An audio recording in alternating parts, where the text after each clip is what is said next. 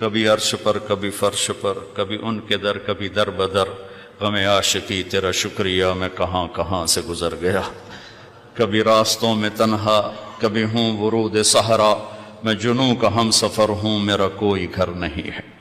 تو ایک طبقہ ادھر چلا گیا کہ آپ ہی بن گیا سب کچھ، ایک دھماکہ ہوا تھا اور ہر چیز بن گئی۔ وہ دھماکہ فرض کرو اگر یہاں کوئی ٹھا کر دے نا، ٹھا کچھ پٹاخہ ہی چھوڑ دے، تو آپ لوگ ان دروازوں سے کیسے نکلو گے؟ بھاگتے ہوئے کہ بڑے آرام سے؟ عبد الخالق صاحب دے تو ہی چڑھ کے جاؤ گے، ساڑی جان بچے۔ اور اگر میں یوں کہوں کہ گندم کا ڈھیر پڑا تھا، اس میں دھماکہ ہوا اور گندم اڑتی ہوئی بوریوں میں جا کے فکس ہو گئی اور بوریاں سل گئیں اور ٹرک پہ چڑھ گئیں اور منڈی میں جا کے بک گئیں، تو تسی دو جتیاں مار کے میں باہر کٹ دے منا۔ ایک دھماکہ ہوا، وہ دھماکہ اتنا قابل تھا، اتنا علم والا تھا کہ اس سے دو طاقتیں پیدا ہوئیں، ایک سپیڈ کی اور ایک مقناطیس کی۔ تو اگر سپیڈ اور مقناطیس کی طاقت میں ایکوالٹی نہ ہوتی اور 1/10 خرب سیکنڈ، یہ ایک آسٹریلین سائنسدان کی بات میں بتا رہا ہوں، ایک سیکنڈ کے تو 100 سے زیادہ حصے ہو نہیں سکتے، لیکن انہوں نے کہا فرض کرو اگر ایک سیکنڈ کے 1/10 خرب حصے ہوں، تو وہ 1/10 خرب حصے میں اگر تھوڑا سا رفتار اور مقناطیس کی طاقت میں فرق آ جاتا تو ساری کائنات ٹکرا جاتی۔ لیکن یہ اتنی سمجھدار، اتنی اعلیٰ پڑھی لکھی کائنات ہے کہ نہ رفتار زیادہ ہوئی کہ پھیل کے فنا ہو جائے، نہ مقناطیس زیادہ ہوا کہ سکیڑ کے پھر زیرو کر دے۔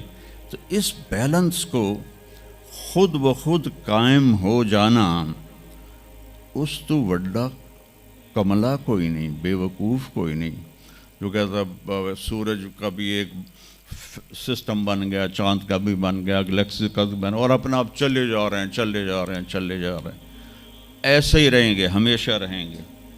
کچھ کہتے ہیں فنا ہو جائیں گے۔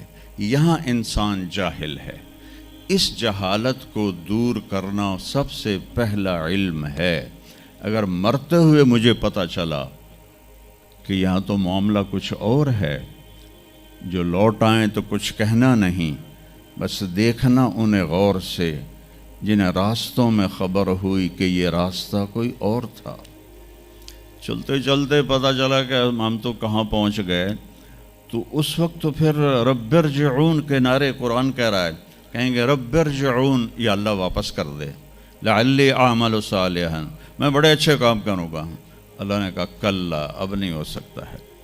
تو نبی جو آتا ہے، 1,24,000 نبی یہ علم لے کر آتے ہیں اور وہ انسانوں کی اس جہالت کو دور کرتے ہیں۔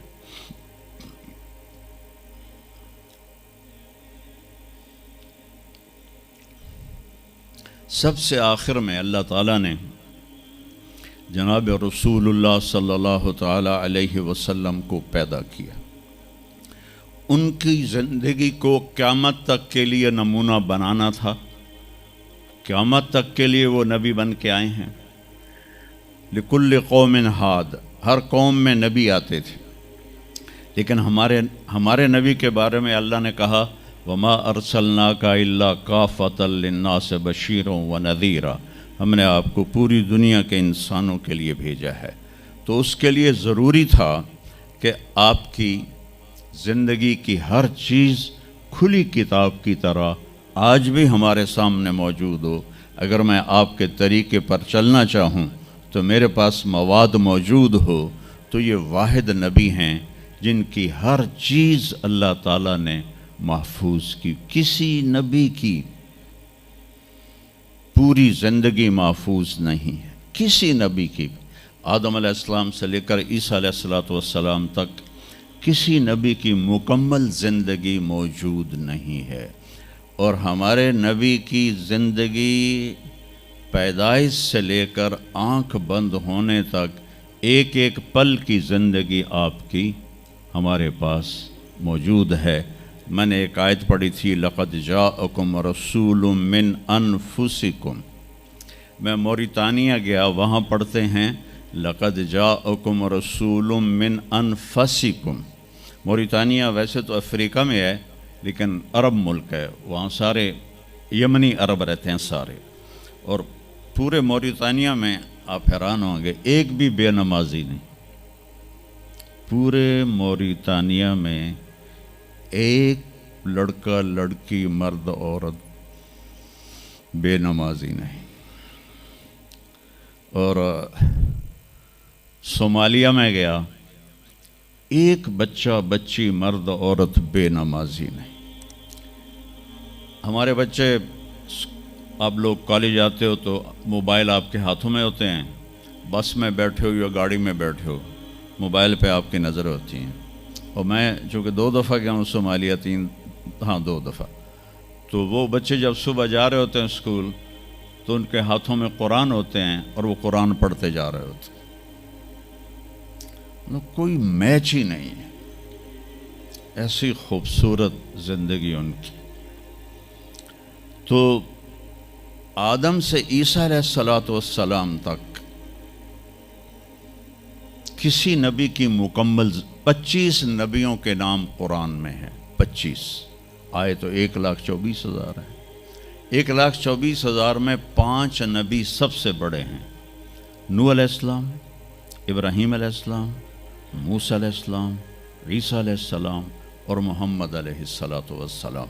یہ 5 نبی اولو العزم کہلاتے ہیں، یہ سب سے بڑے رسول ہیں، سب سے بڑے رسول ہیں۔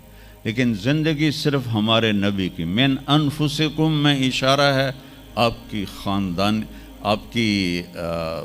خاندانی وجاہت کی طرف، کہ آپ بنو ہاشم سے ہیں جو سب سے عالی خاندان ہے، اور آپ کا نسب آدم علیہ السلام تک محفوظ ہے، بے داغ نسب ہے۔ آپ نے فرمایا میں اپنے باپ، جتنے بھی میرے پیچھے باپ ہیں، کسی میرے باپ سے زنا ثابت نہیں ہے، میرے کسی باپ نے زنا نہیں کیا ہے۔